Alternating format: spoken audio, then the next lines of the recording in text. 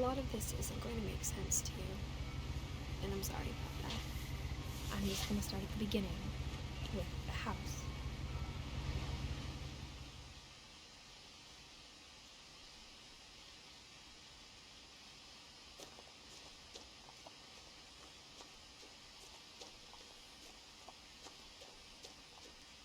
I lived here until I was 11, but I wasn't allowed inside half the rooms.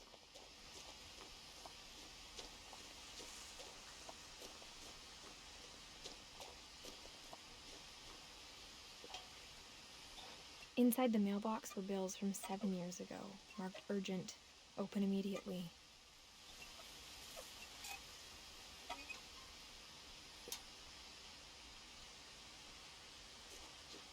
I hadn't been back since my brother Lewis's funeral.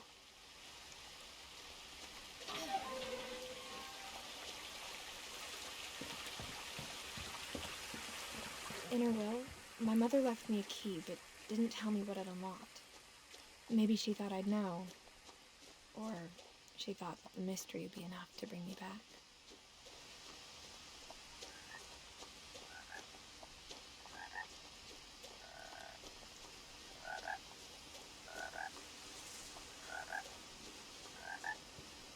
The truth is, even after I inherited the house, I never thought I'd come back to it. But now I had questions about my family that only the house knew the answers to. The woods around the house have always been uncomfortably silent, as if they're about to say something but never do.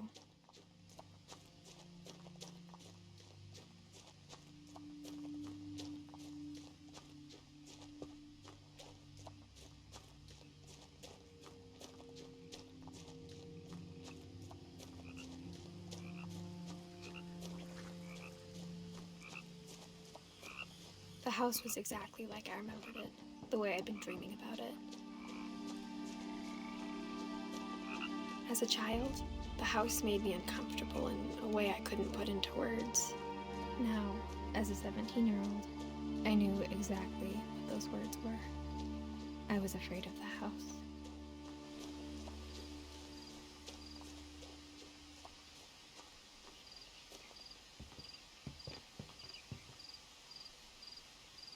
I hoped the key might unlock the front door. It didn't.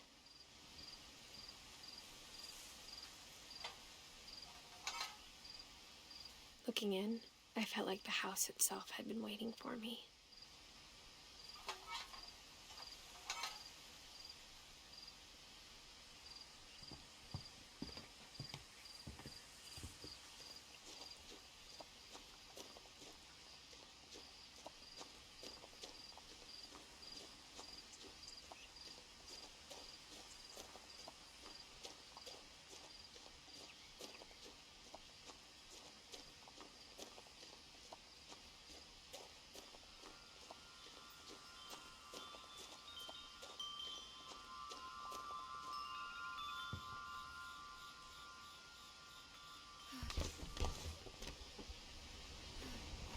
Crawling through the doggy door used to be a lot easier when I was 11.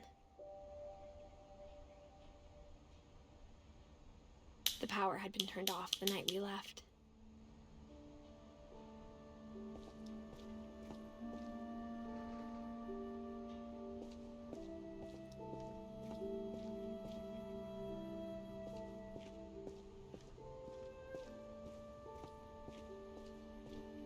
For the first time in years, I felt like I was home. But instead of a family, there were just memories of one.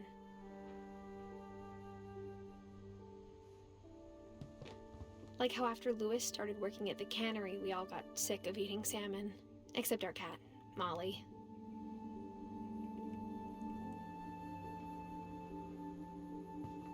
Or how only one restaurant would deliver to our house, so we had Chinese a lot.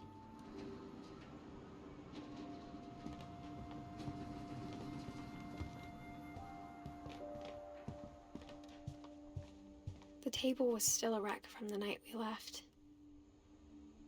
It was like a bomb had gone off, killing everyone but sparing the furniture.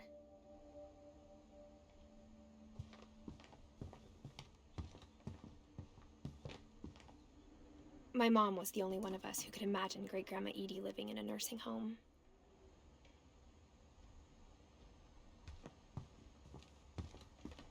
Nothing in the house looked abnormal. There was just too much of it, like a smile with too many teeth.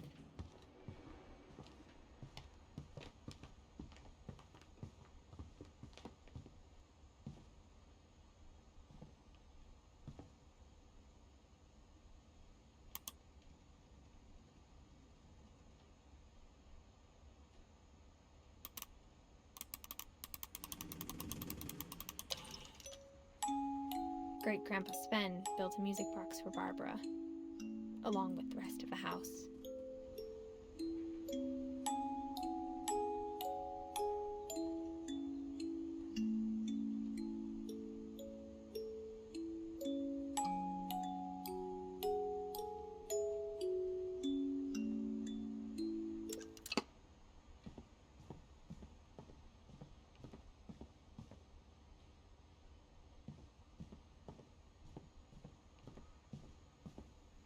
Mom always told me to stay out of the basement, so I wasn't too surprised when the key didn't fit.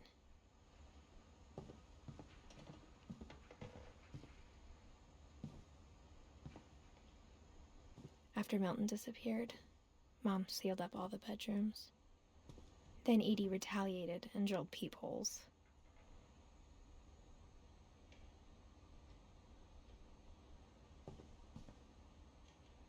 I spent a lot of time playing in Great Uncle Walter's room. I think my mom sometimes regretted not sealing it up. Louis told me there were secret passages, but I never believed him.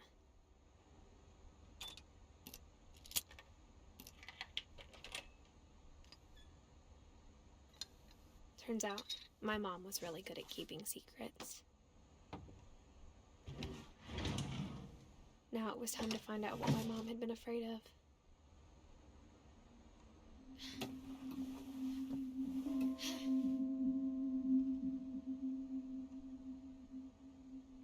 Reading this, maybe it sounds like I had a plan, but I had no idea what was behind that door.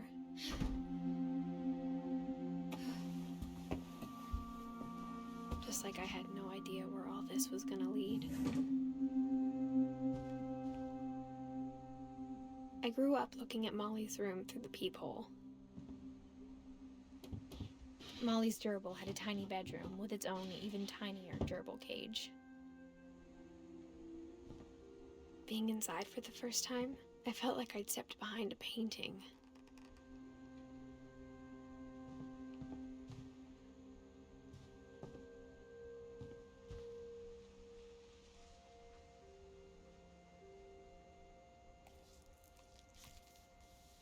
December 13th, 1947.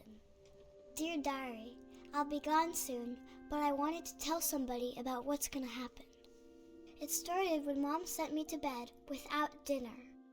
I woke up and I was starving, so I looked around for something to eat. The gerbil food was dry, but I didn't mind it.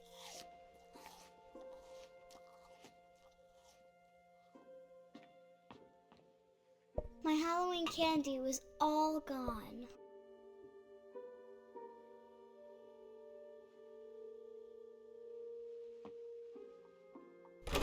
Mom, can I come out now?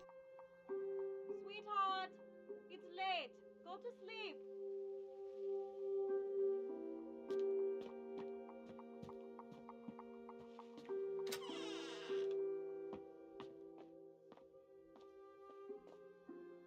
I ate a lot of things that night.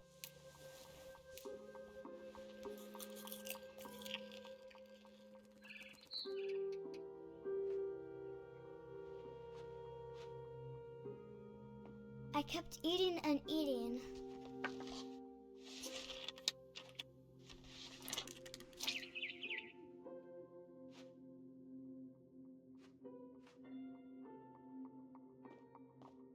Then I heard chirping outside my window. It was a barn swallow going back to her nest. I reached out for her.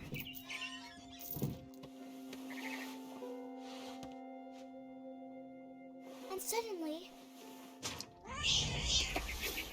I was a cat.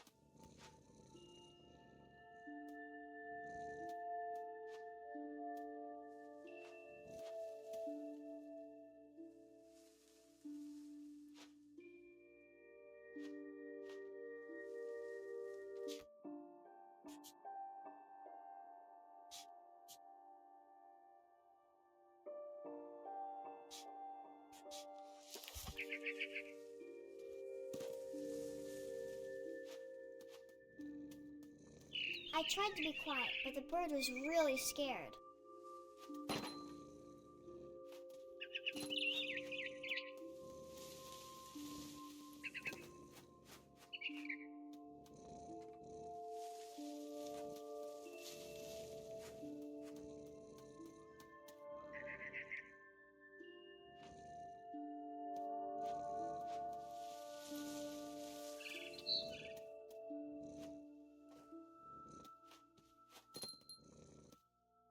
Mom and Dad didn't even look at me.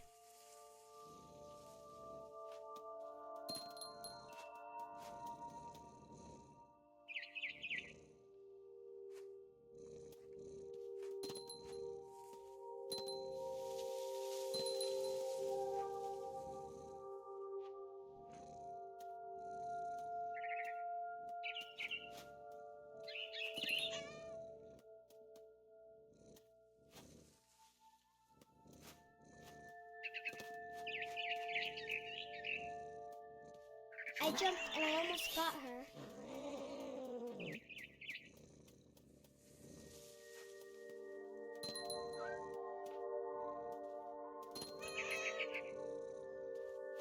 I could tell she was getting really tired.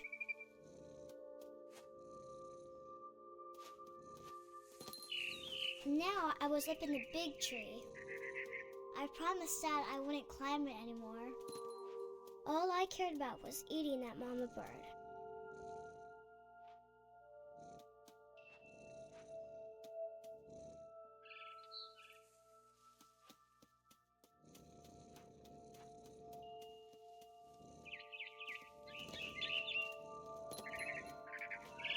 I gobbled her up. And suddenly, I was an owl. First, all I heard was the wind. Then I heard little teeth nibbling in the grass.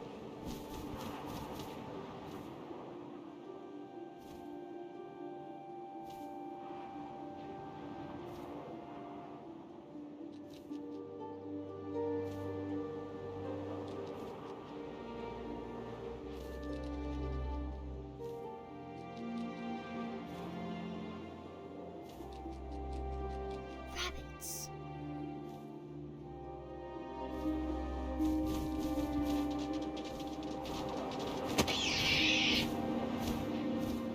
I imagined his face looking up and seeing mine through my talons. I swallowed him up, and I didn't chew one bit. Then I flew off to find something bigger.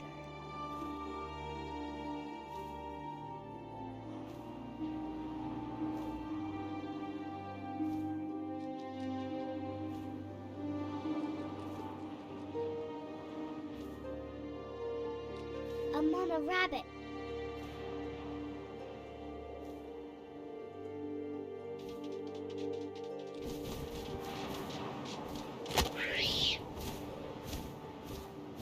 She was almost too big to carry.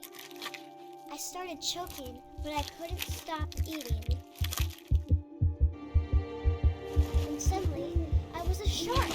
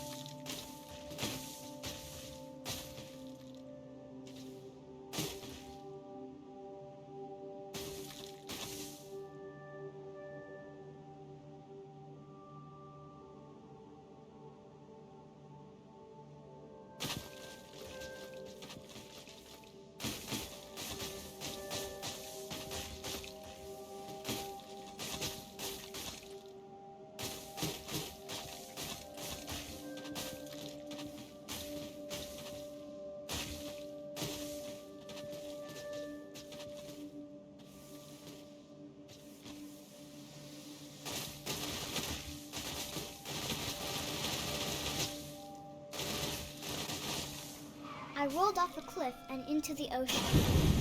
Now, I was hungrier than ever.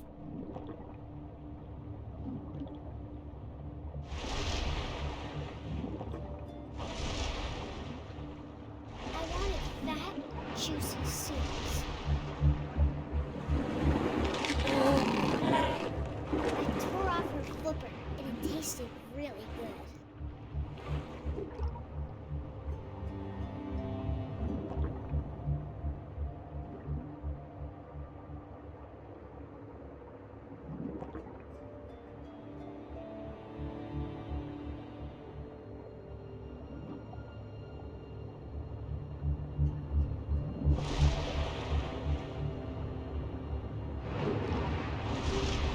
On tight. I was so hungry, I jumped out of the water. When I opened my eyes, everything had changed.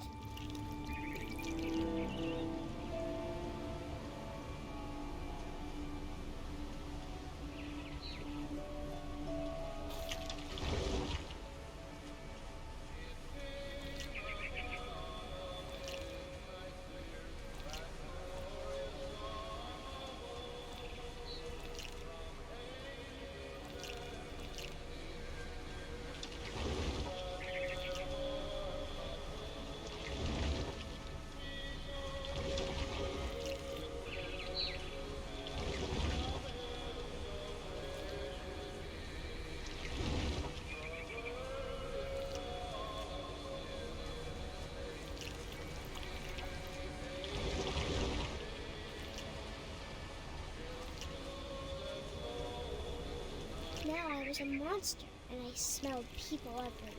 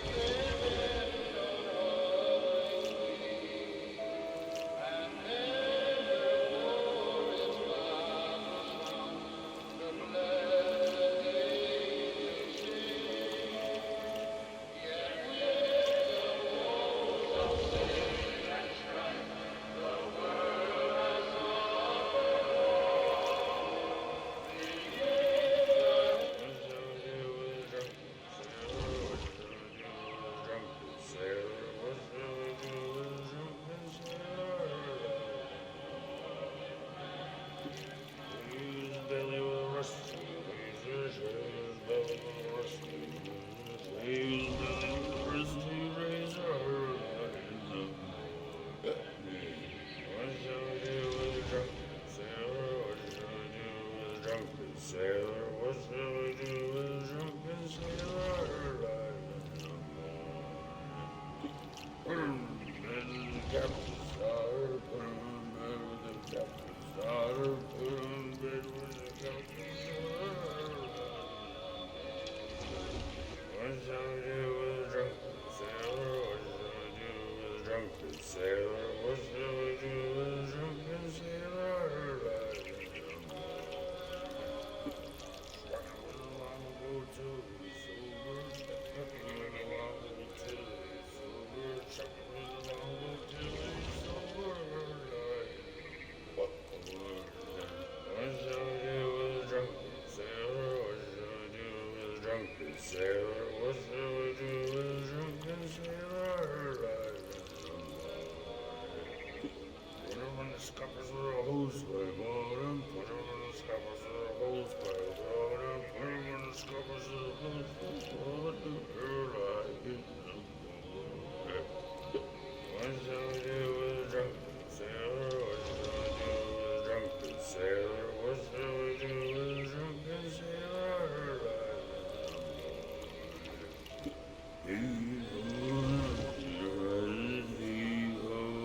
She rises, she rises in the morning.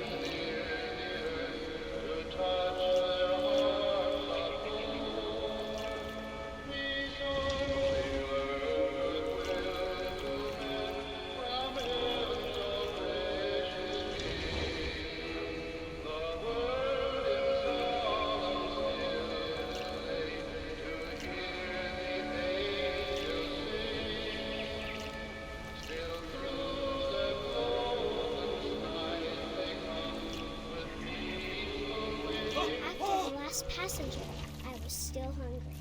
And to cross the water, I smelled something new, something I had to have, so I swam towards it.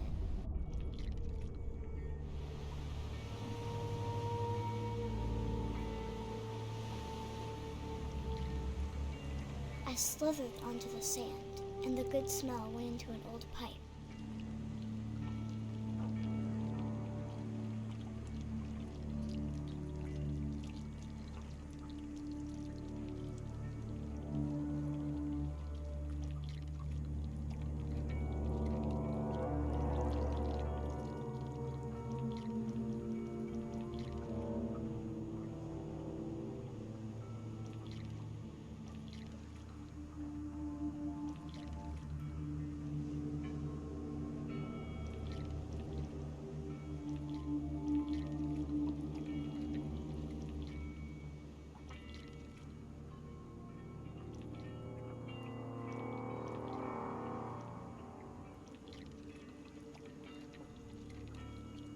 I got closer and closer.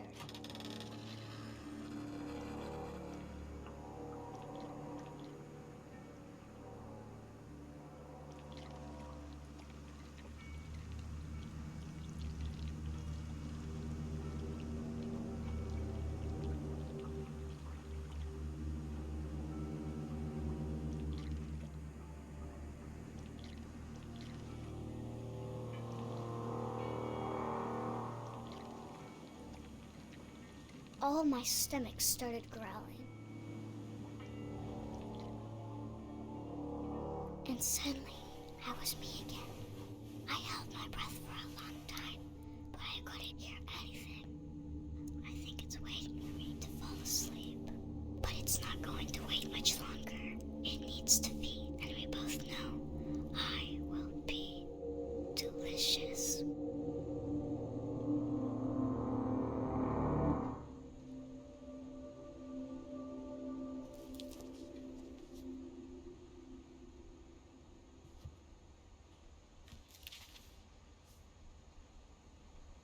I'm not sure if I believed all of that, but I'm sure Edie would have.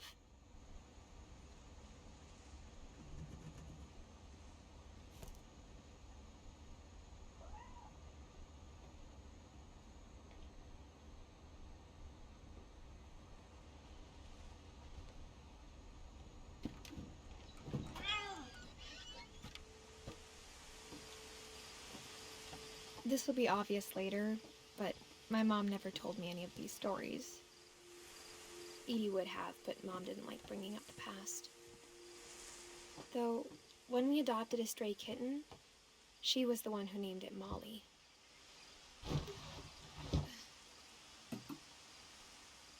I spent a lot of time in Great-Grandma Edie's room.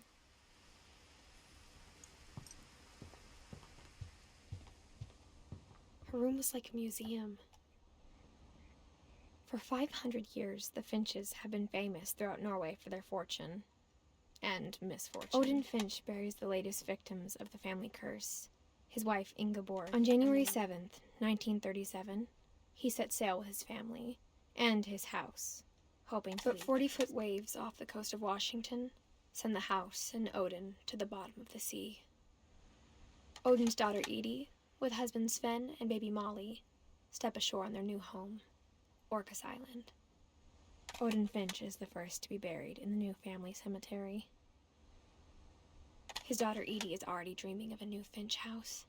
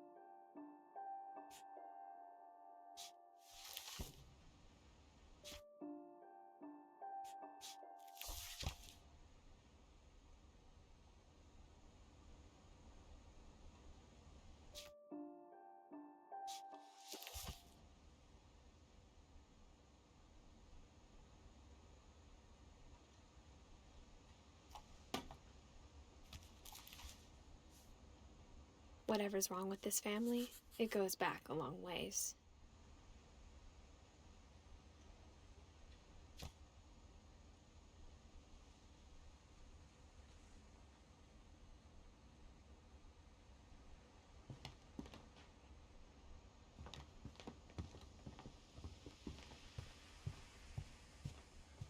Even in her 90s, sometimes Edie seemed a lot younger than my mother. The only trace Grandpa Sam's first wife Kay left on the house was the pink bathroom.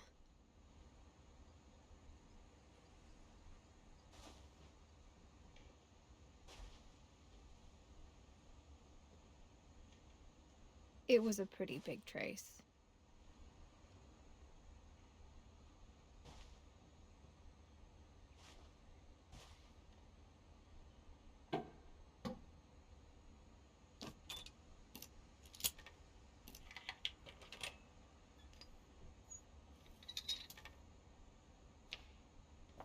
There's a secret in this bathroom.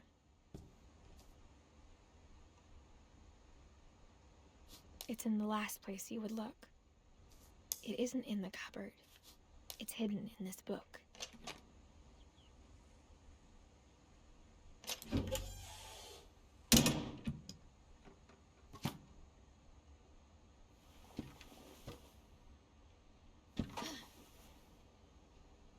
Sven gave Sam an old camera he'd refurbished. He never put it down.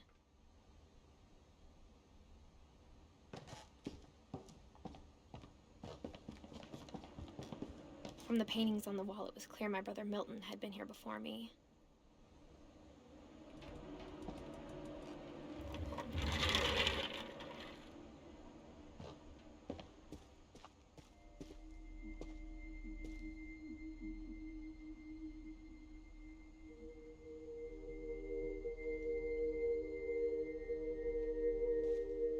I knew Grandpa Sam had a twin,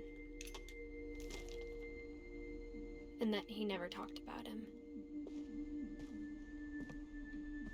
I guess my grandpa didn't like history any more than my mom did.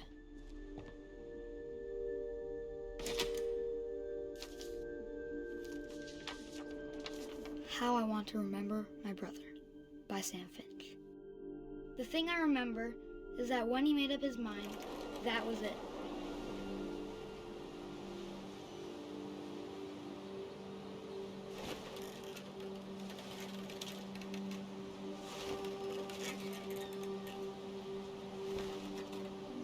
My brother said he'd die before he ate another mushroom.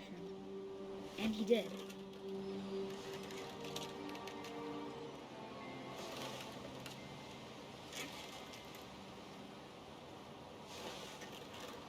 At Barbara's funeral, we swore we'd never be afraid again.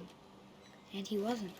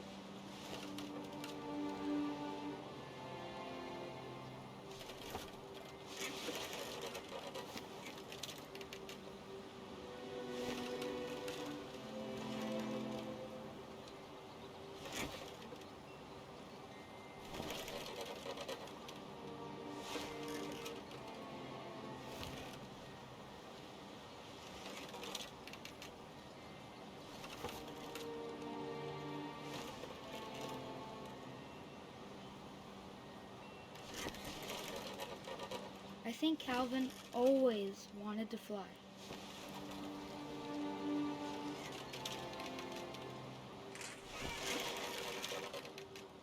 Sam! Calvin! Dinner's ready! Coming!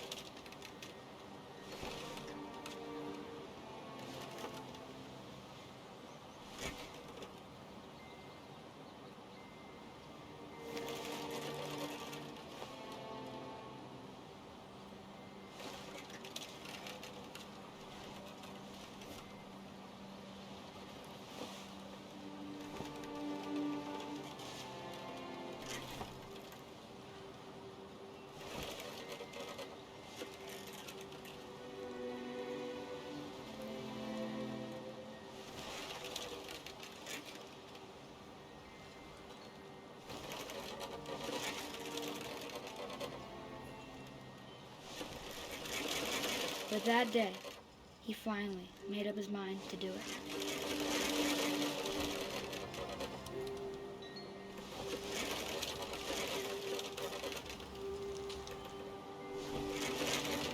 I told him going around was impossible. Maybe if I hadn't said that,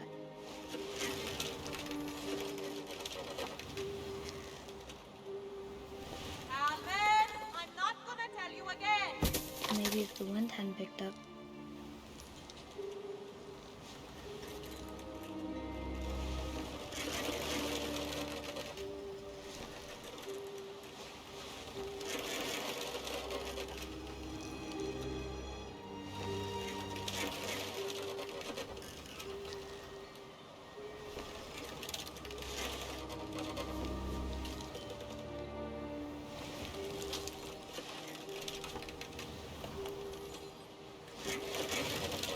then maybe he'd still be here.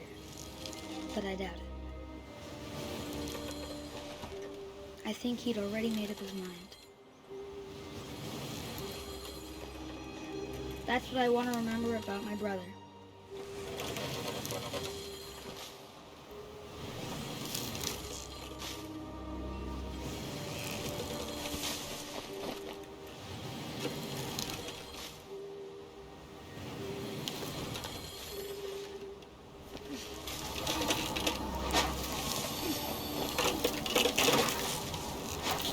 The day he made up his mind to fly.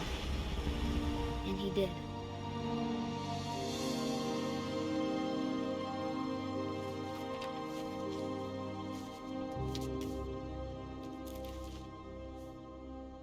Calvin's story felt strangely familiar.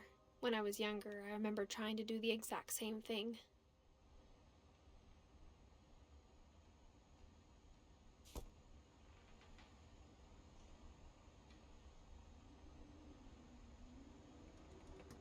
After the funeral, Edie roped off Calvin's half of the room.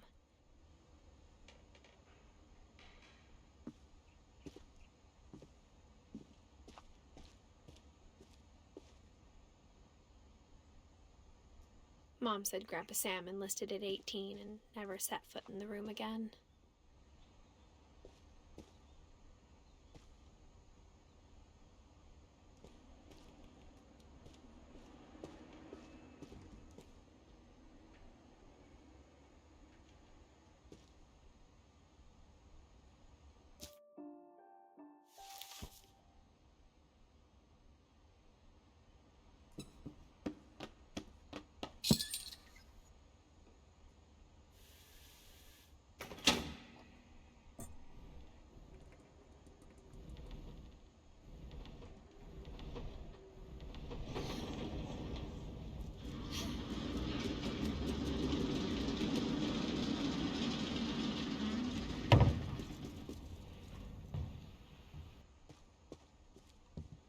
The passages were a pretty tight fit.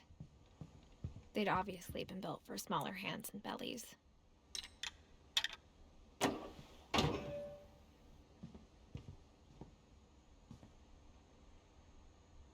Edie's father, Odin, built the original house. Whenever people ask me about my family, the first thing they always want to know about is Barbara. Mom must have locked the third floor stairs on the night we left.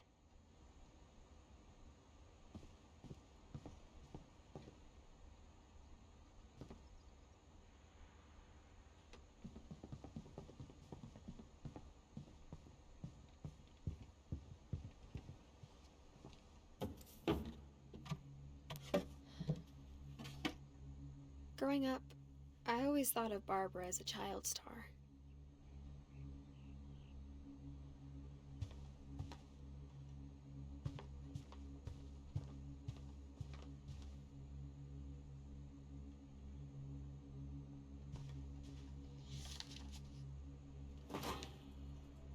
Of all the stories people wrote about Barbara's death, I'm surprised Edie saved this one.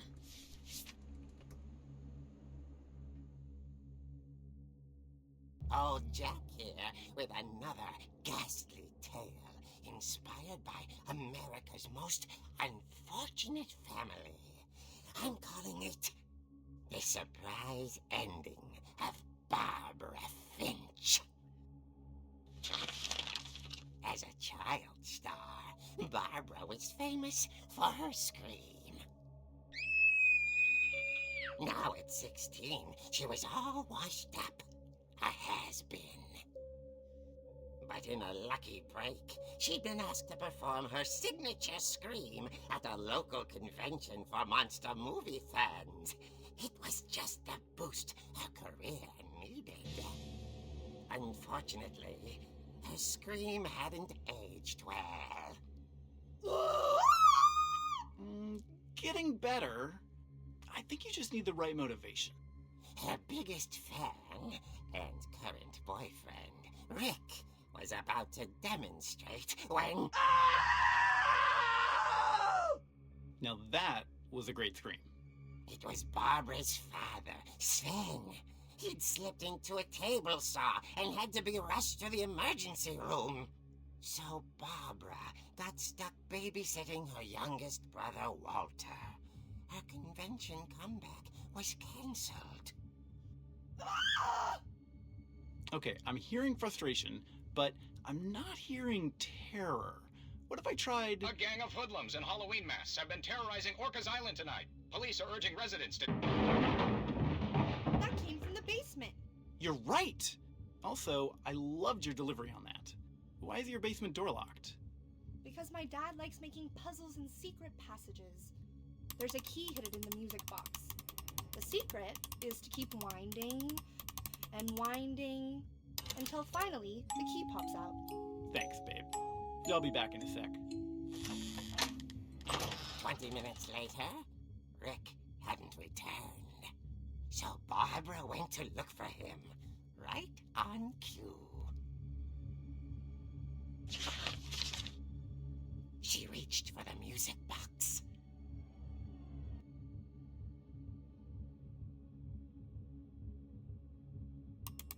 And as she wound the key, she listened for Rick, but the house was silent.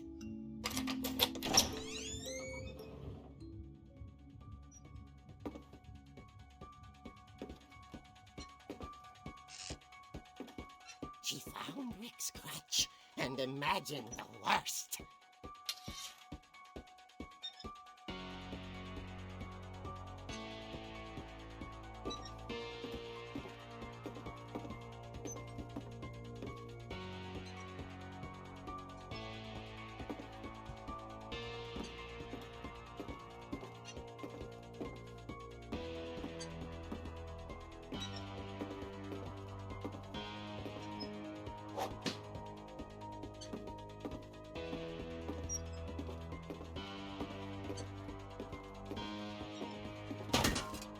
The gang's leader is the infamous Hookman killer, Dr. Carl Hamill, who impaled and then ate his family 10 years ago tonight.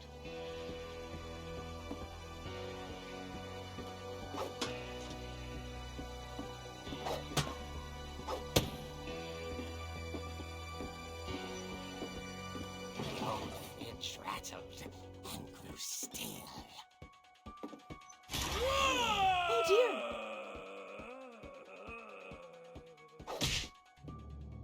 Oh! Rick? Barb, relax. I was just trying to scare you to help you find your scream. Well, I'm not scared, Rick. I'm furious. Then act furious.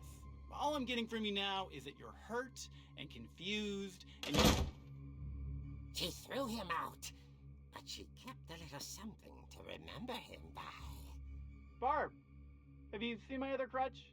And she was still holding it when she fell asleep watching the late picture show. Hours later... Barbara!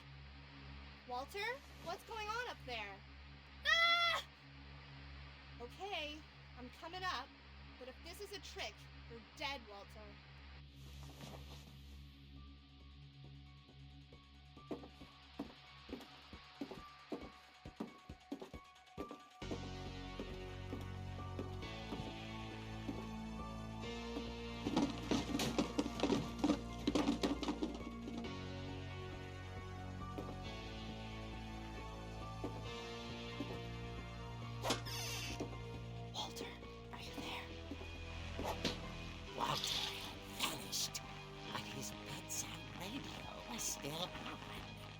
Rikers Island police describe the man as 6 feet tall, with a steel hook for a hand. Residents are urged to lock all doors and windows and notify the police of any suspicious activity. Barbara turned, saw the hook man, and was speechless. He was quite smashing. And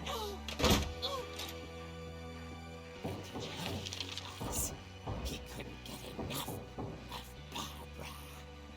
Okay, Barbara, there's gotta be another way out of here.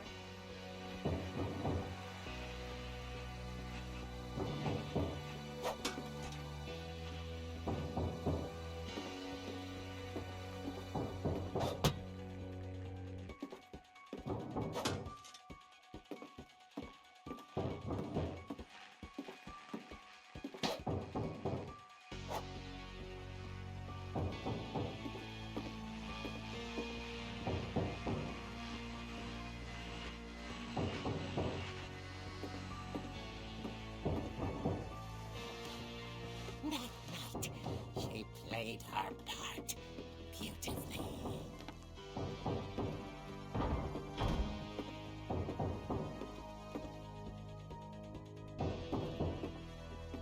Molly's door hadn't been opened in years. The hinges groaned.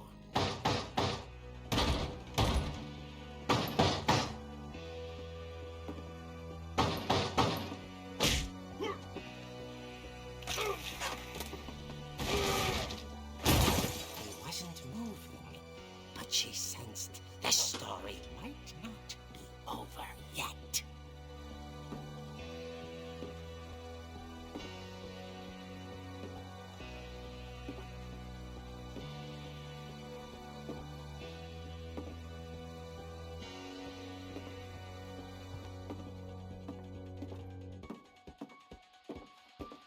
The hookman had vanished. She listened for his breathing, but all she heard was...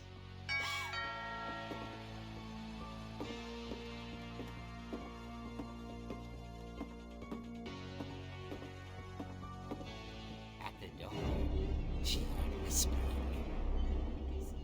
It was coming from inside the house.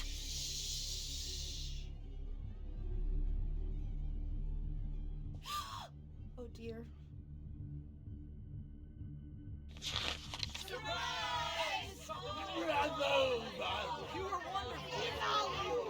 monsters had come to surprise her. For Barbara, it was a dream come true. Then she saw what kind of monsters they were, and she realized what was about to happen. She was going to be famous. And with her final breath, Barbara Finch gave the performance of her life.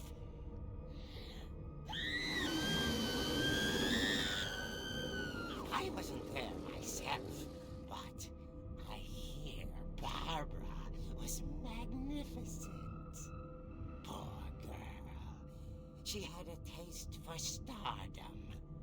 But unfortunately, so did her fans. Of course, the police blamed it all on poor Rick, who disappeared the same night. And little Walter? Hiding under his bed the whole time. He took it all pretty hard, but that's another story. As for Barbara, tucked inside the music box is all they ever found of her. Her ear.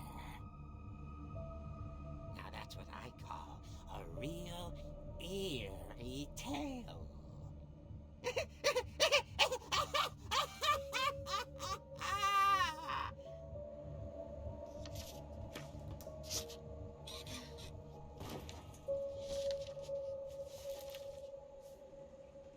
Edie told me all Barbara wanted was to be remembered, as absurd as that comic was.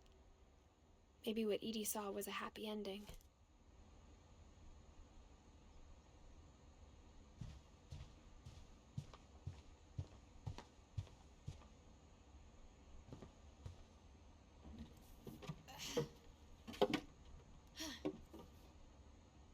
I I guess now I know why Mom didn't like me playing with the music box.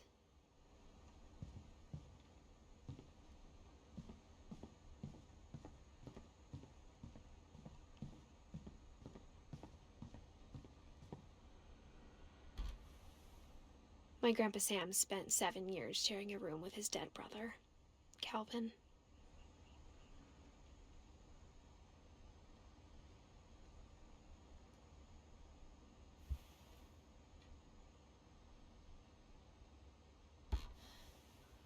As a kid, I just assumed every house had peepholes and sealed rooms you weren't allowed inside of.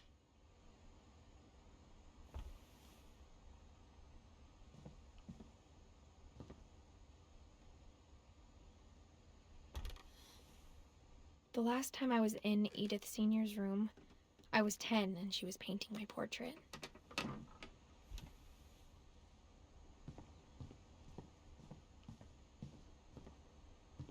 It's funny. All those times I played with the music box and never found the basement key. Molly always seemed like a girl I could imagine being friends with, if she hadn't died in 1947.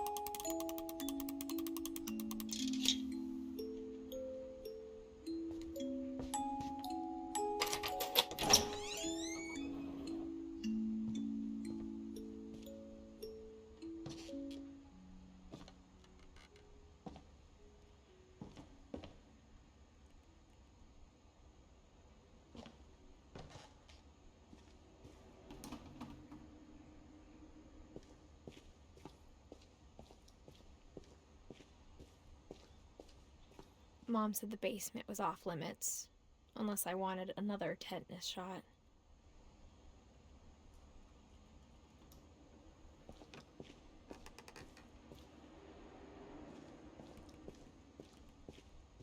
I saw Edie sneak down to the basement once, carrying packages. I thought maybe she was hiding presents. It turned out she was hiding a lot more than that.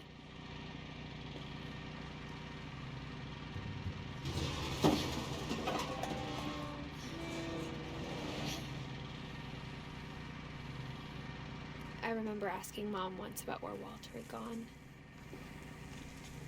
She said after Barbara died, he got as far away as he could.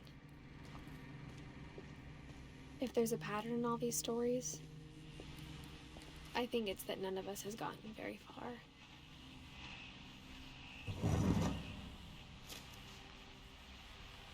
Goodbye, everyone. I can't believe I've been down here for 30 years. On that first day, after the shaking started, I didn't think I'd survive a week.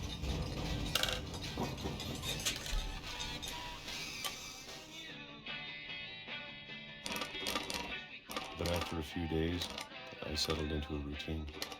That's what kept me sane. Having a schedule, living for today.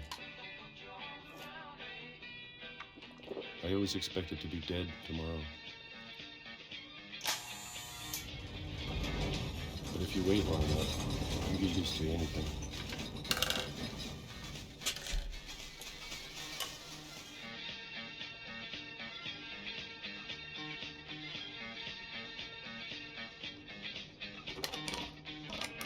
Even a monster on the other side of the door starts to feel normal. Almost friendly.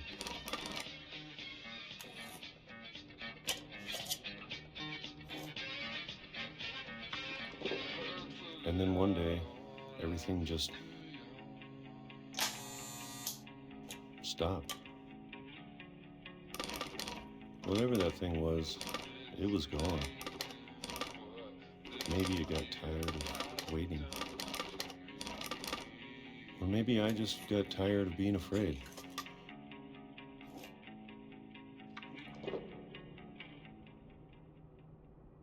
It's been a week now, the longest in 30 years.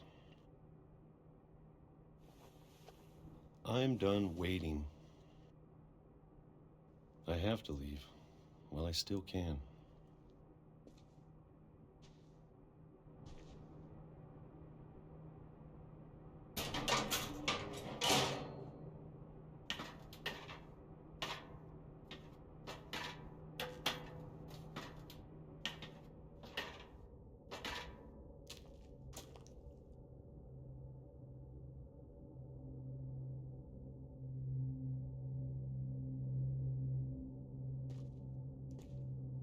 I know it's out there somewhere. Whatever killed Barbara and Molly and Calvin. Maybe this is all a mistake. But I need to stop living the same day, even if it kills me.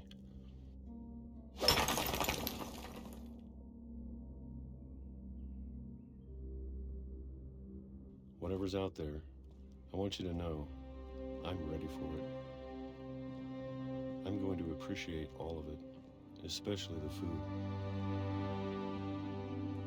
I don't mind if I only have a year left, or a month, or a single week. I'd be happy with one new day. I can already imagine the sun on my face.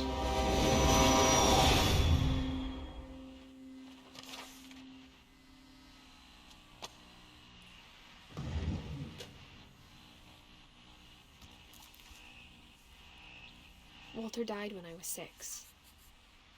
I can't believe my mom never told me he was down here.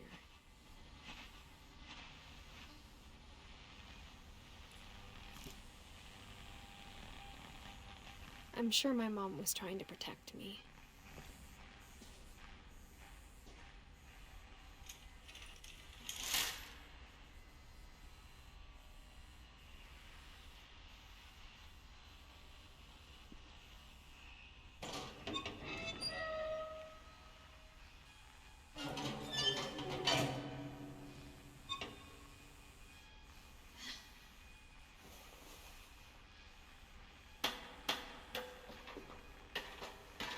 Maybe she was afraid I'd end up like Walter.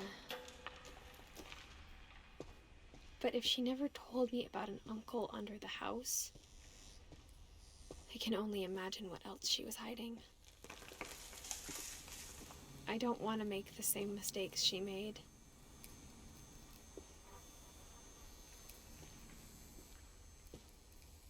Trying to bury something that's still alive. Now that there's only one of us left, or maybe 2, I thought it was time I heard the stories for myself and found out what happened to everyone else. But now I'm worried the stories themselves might be the problem. Maybe we believed so much in a family curse, we made it real.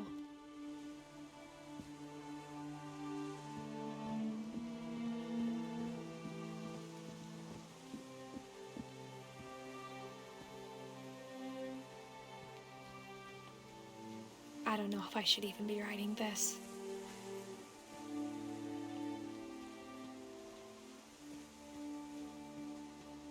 Maybe it'd be better if all this just died with me.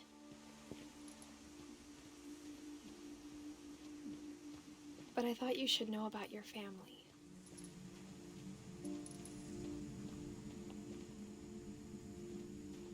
And the history you're a part of. Though to be honest, I feel as lost as you probably do right now.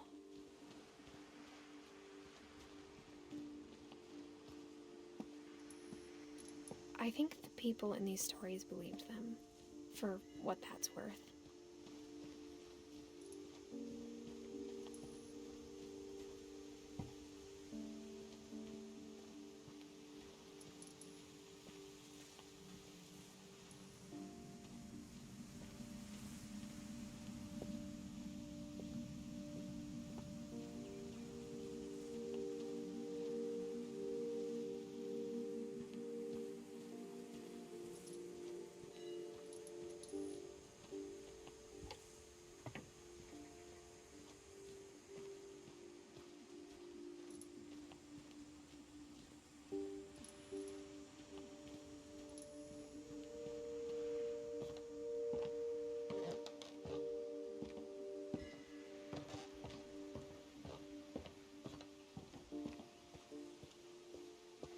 when you look at the house, that history of imagination and stubbornness and madness, any of it seems possible.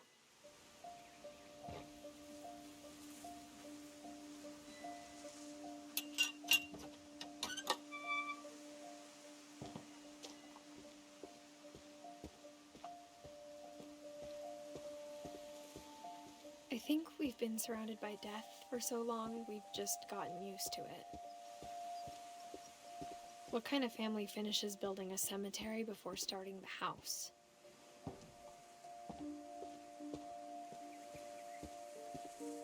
It's embarrassing for me to admit this, but the pet cemetery made me more uncomfortable than the human one. 3 of the gerbils were mine, and 2 had been my fault. Sven built the house, but it was Edie who designed the cemetery.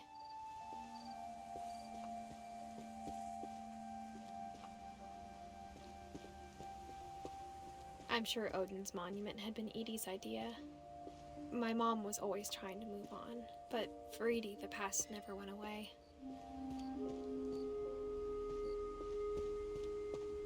She could see it poking out of the water at low tide.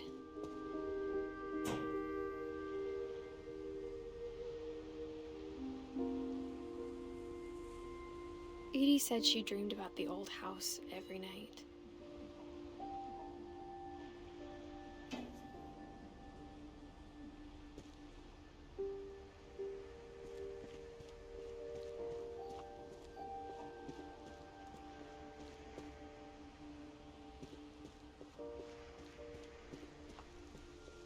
Edie's side was always easier for me to understand.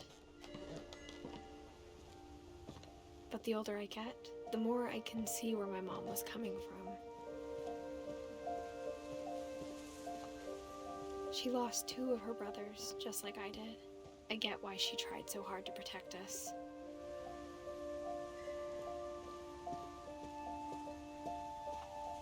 There's so many things I wish I could ask my mom now.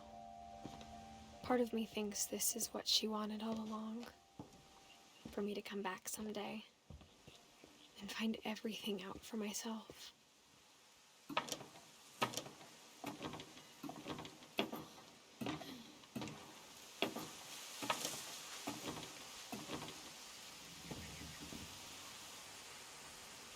But looking back on it now, if she told me there was going to be so much climbing, I never would have come when I was 22 weeks pregnant.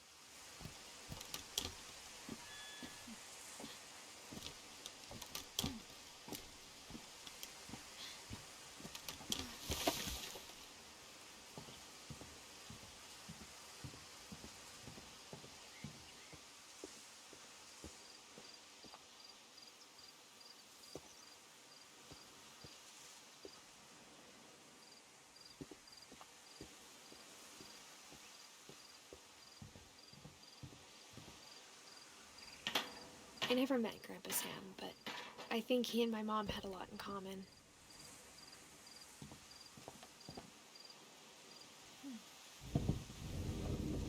They were both pretty intense.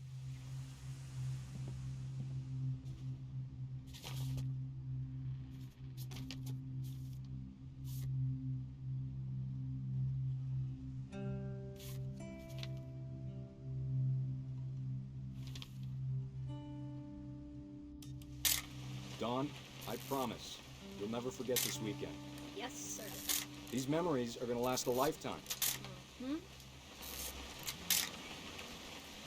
Am I gonna have to shoot anything? It's a hunting trip, Dawn. Shooting is strongly encouraged. Shouldn't we be leaving? Just want to get a shot of you, Dawn, then we can take off. I'm over here, Dad.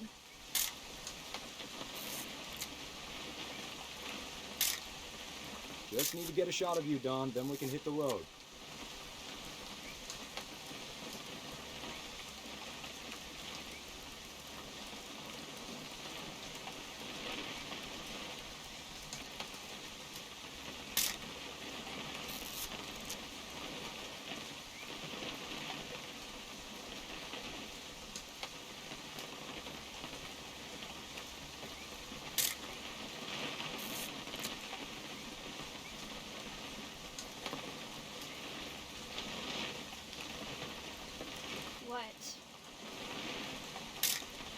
Perfect. It's gonna rain the whole weekend, isn't it?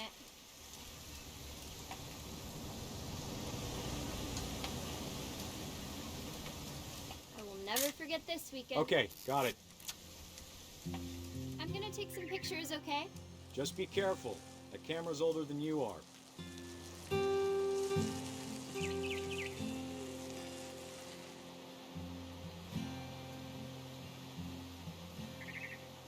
You're right, Dad. It's starting to clear up. Still freezing, though.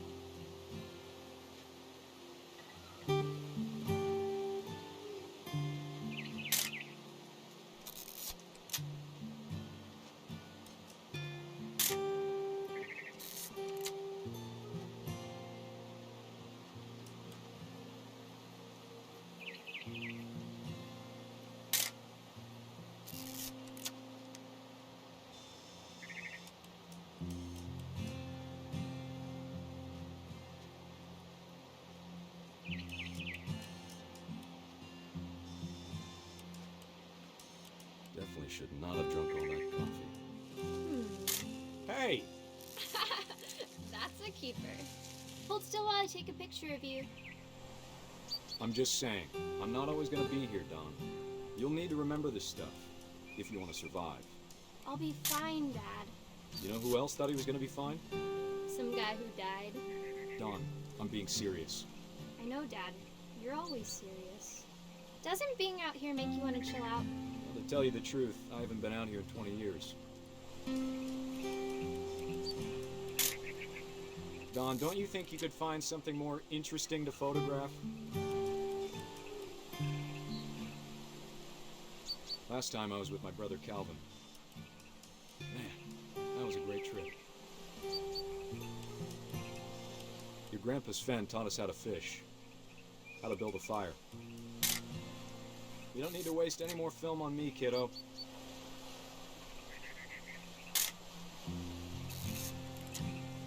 We found an old logging trail. There were deer everywhere. I bet if I could remember where that trail was, we'd spot a buck for you in no time. Give me a minute to check the map. Dad! Good eyes, Don.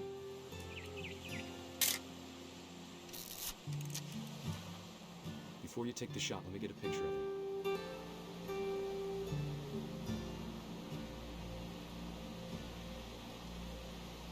Let me get behind you. Do I have to do this? Don, you don't have to do anything. But if you want to survive, you'll need to be strong.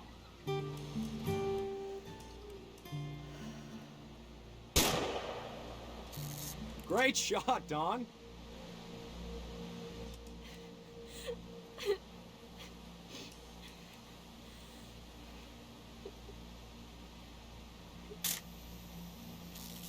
I'm proud of you, Don. Always remember that, okay?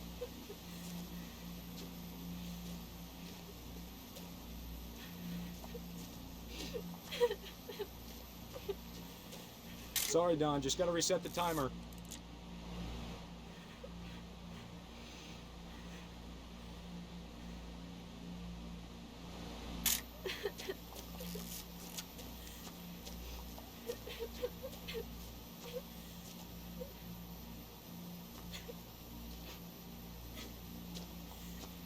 Dad, it's twitching. I think That's it's totally silly. normal, Don. Just focus on the camera. Try not to think about... Dad!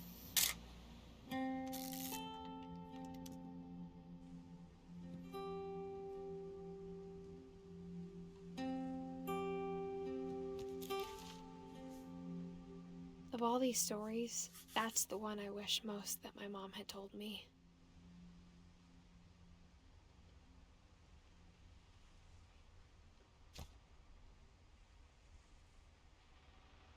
Sam spent his life shooting photos, but Mom said he got nervous being in front of the camera. I guess we're all afraid of something.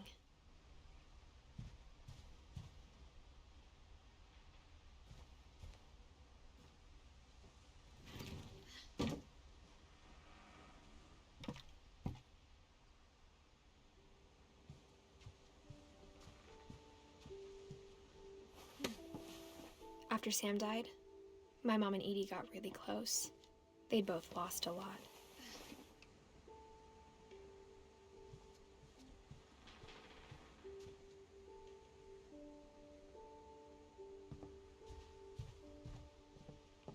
Instead of hiding from death, Sam seemed to go out of his way to meet it.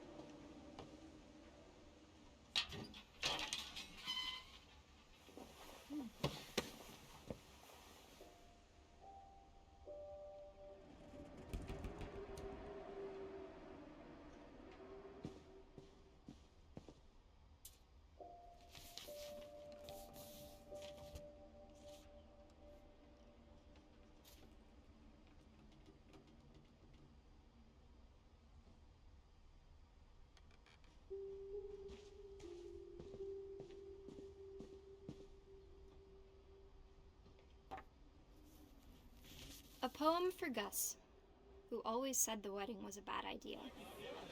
Our father never hit us kids, at least not very hard, before the day my brother said with teenage disregard that he'd be dead before he'd see a wedding in our yard.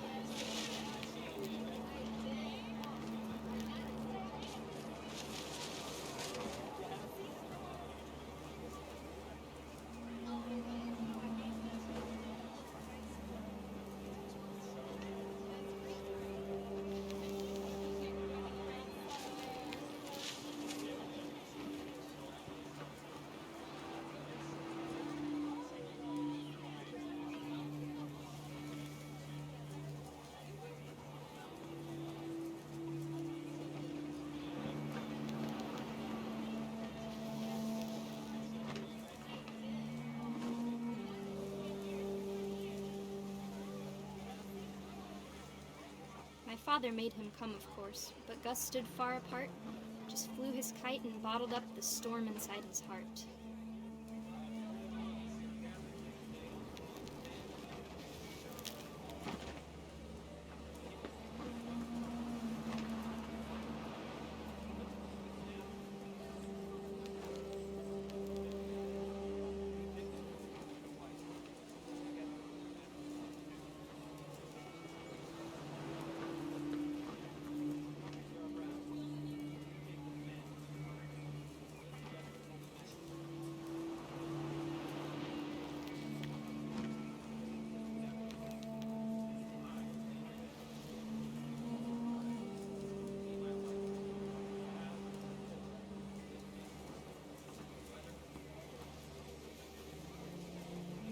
I tried to talk him out of it, but though he'd never met her, "We don't need a stepmom," were the words that I now remember. pronounce you husband and wife. You may kiss the bride.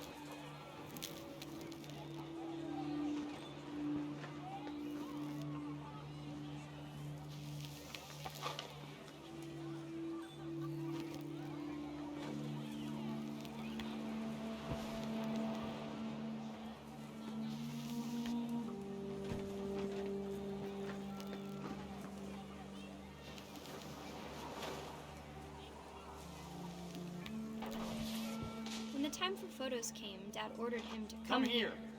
But Gus declined, and as a sign held up his middle finger.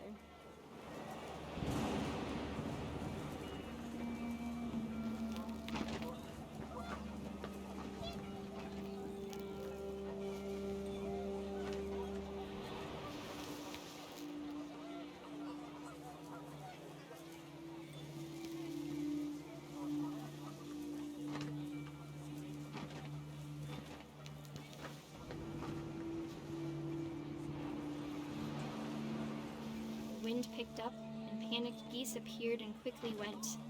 But all the humans did that day was go inside the tent.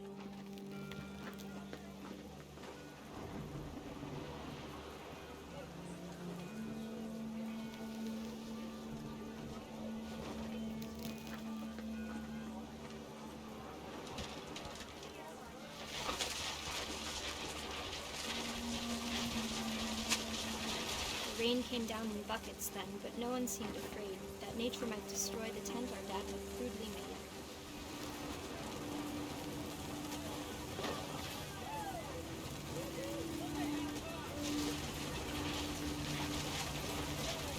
The thunder sounded much too close and full of angry power.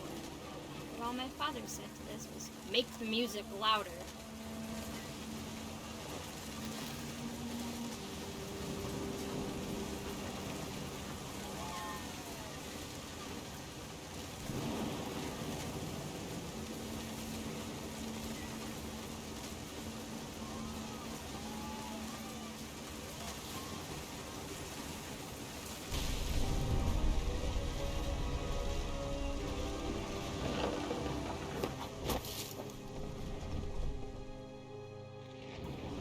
I wish that I could truly say I thought about you on that day.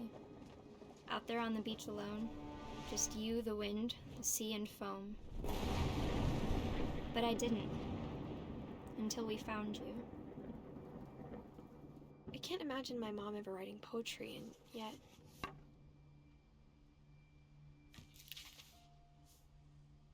She never talked about him, but Mom told me once if I was a boy, they were going to name me Gus.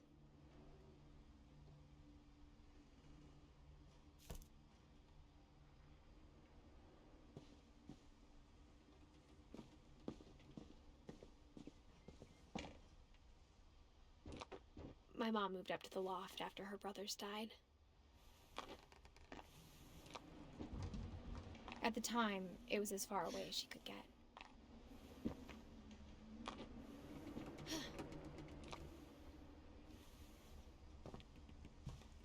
I can't imagine what it was like for her to lose 2 sons after she'd already lost 2 brothers. She spent a summer building houses in Calcutta, where she met my dad, Sanjay.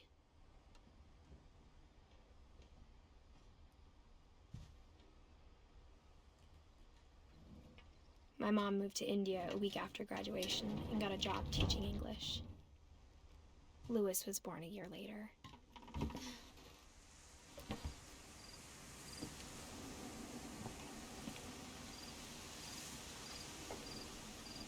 When my dad died, I don't think Mom knew where else to go.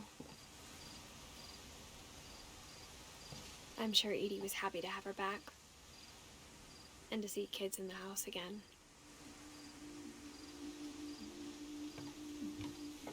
The house had to get a little bigger, but Edie was used to that. And for a while, things were good, almost normal.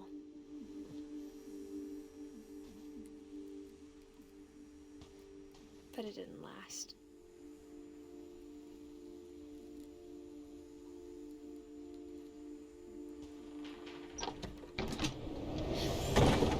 The beginning of the end was Milton's 10th birthday, when Edie gave him a castle.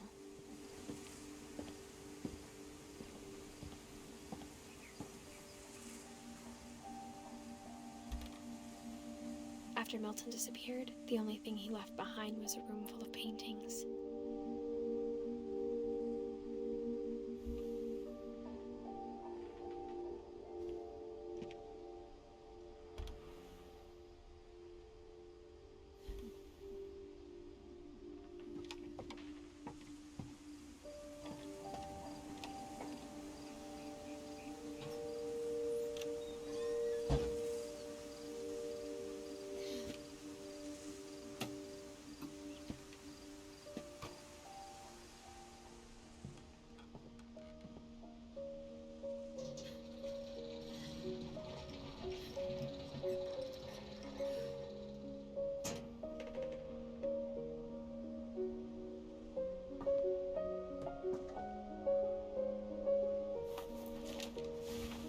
Milton Finch in The Magic Paintbrush.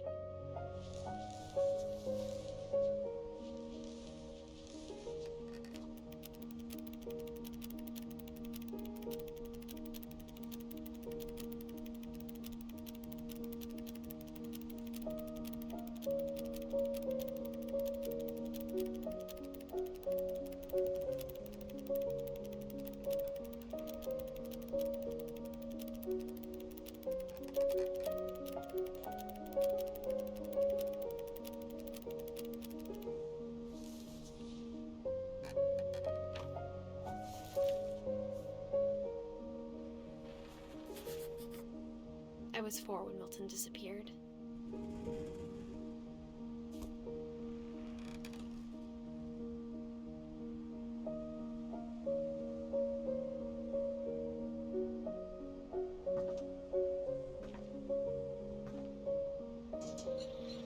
Mom spent months searching for my brother. Then she sealed the doors.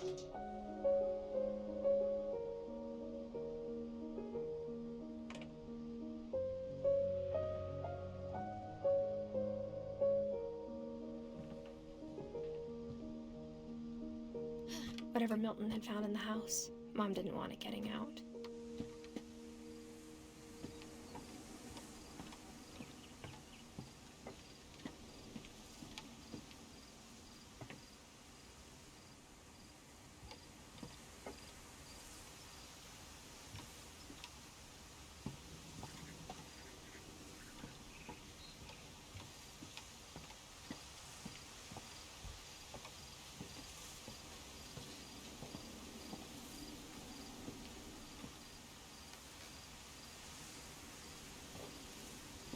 Mom definitely blamed Edie, but I think Louis blamed himself.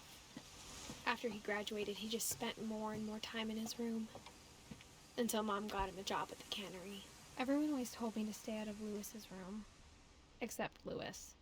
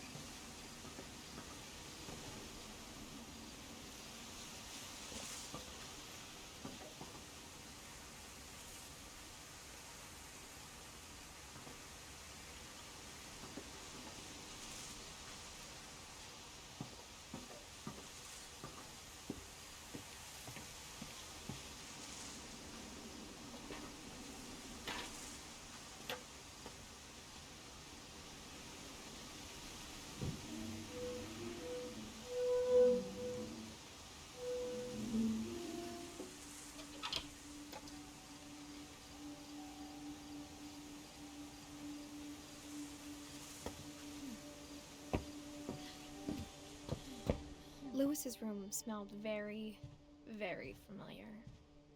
That part of him lived on. Louis and I spent a lot of time playing games together, but he was surprisingly bad at them. He died a lot.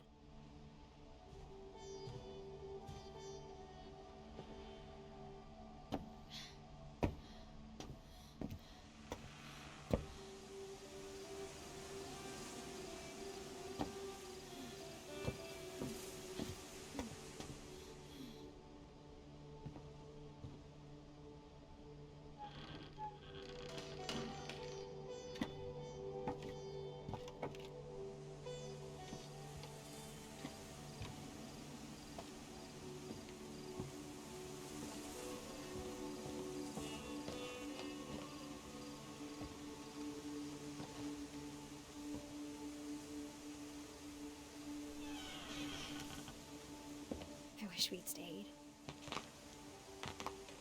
But I understand why we left. My mom ended up leaving everything behind.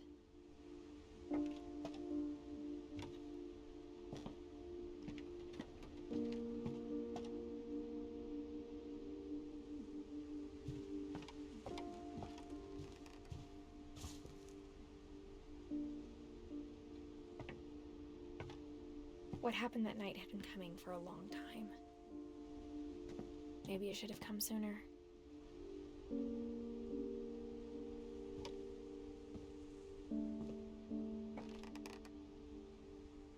But it had to end one way or another.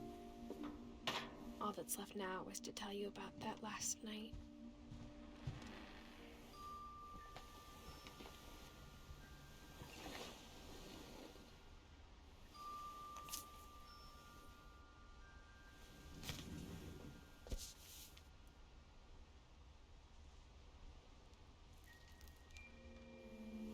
That whole last day, Edie just watched us pack and didn't say a word. Until supper, when she raised her glass and said, "To our final night together, and all our final nights apart." Grandma, you know what I said about alcohol. Some of your medications are very Edith, specific. I left a present for you in the hallway. Why don't you go open it? The grown-ups have to argue now. I'm sorry, you're right. We're all leaving tomorrow. Let's just enjoy our last... I'm not leaving. Edith, you're excused.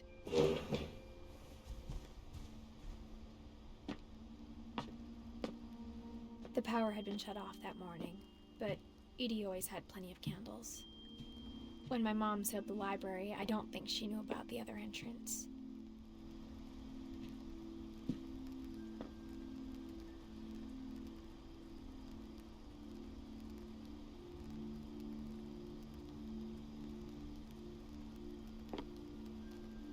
Or that Edie had a key to it.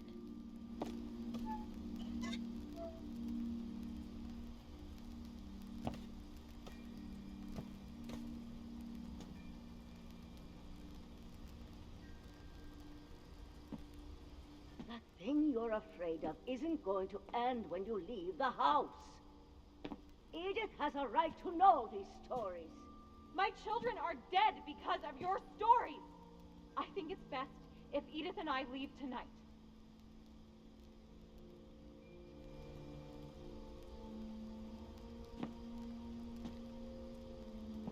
We'll have the nursing home send a van for you in the morning, okay? Dear Edith, there's so many stories I wish I could tell you, but there's only time for one. This is about what happened on the night you were born. That night, the tide went way, way out.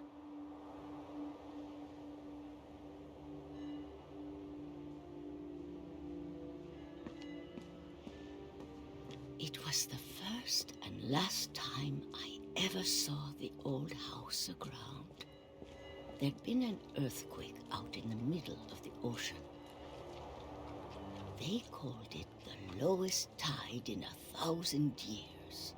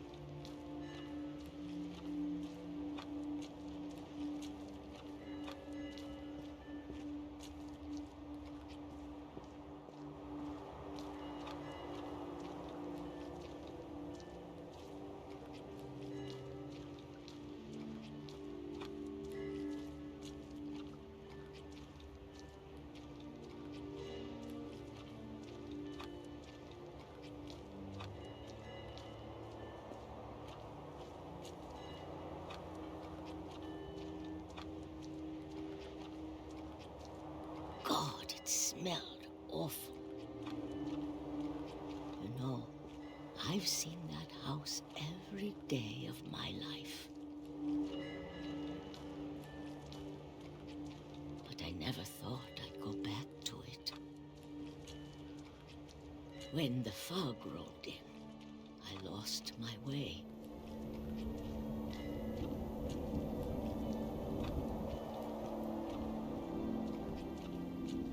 I got turned around.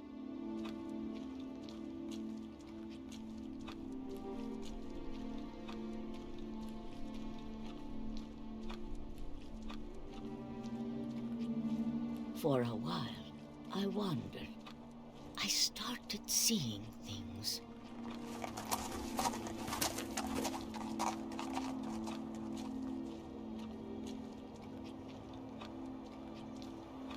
Things I'd forgotten had ever existed.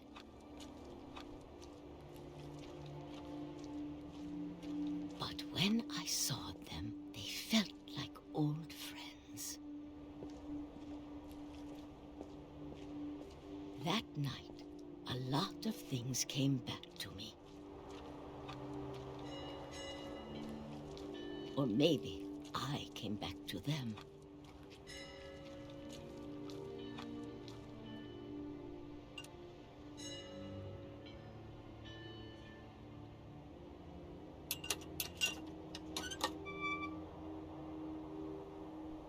Things I can't explain, but that I need you to try and... Edith, what are you doing in here? It's mine. Edith! Mom, you're gonna rip it! Let go! I kicked and screamed, but Mom dragged me to the car.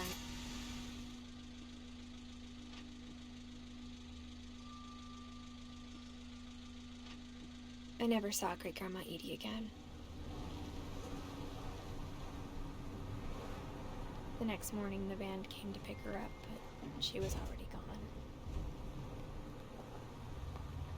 After that, we moved around a lot.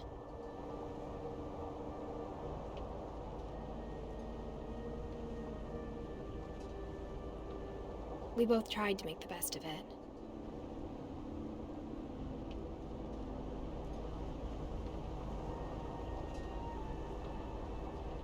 A few years went by.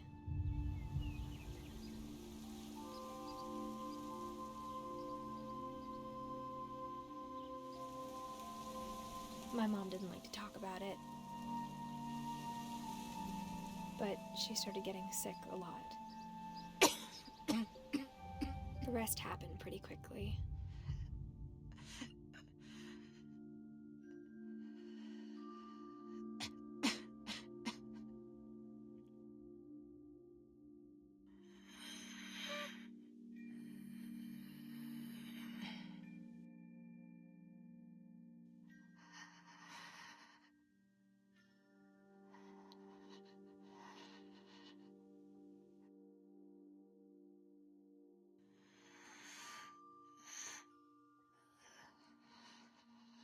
She got better for a while, and then she didn't. And then I was alone.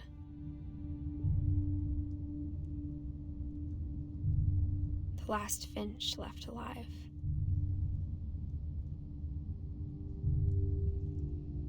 Until I found out about you.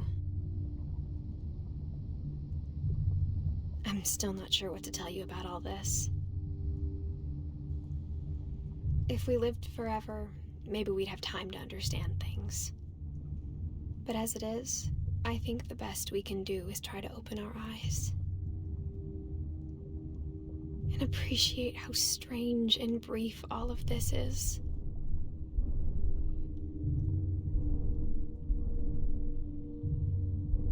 This journal was supposed to be for you. But now I hope you'll never see it. I just want to meet you and tell you all these stories myself. But I guess if you're reading this now, things didn't work out that way.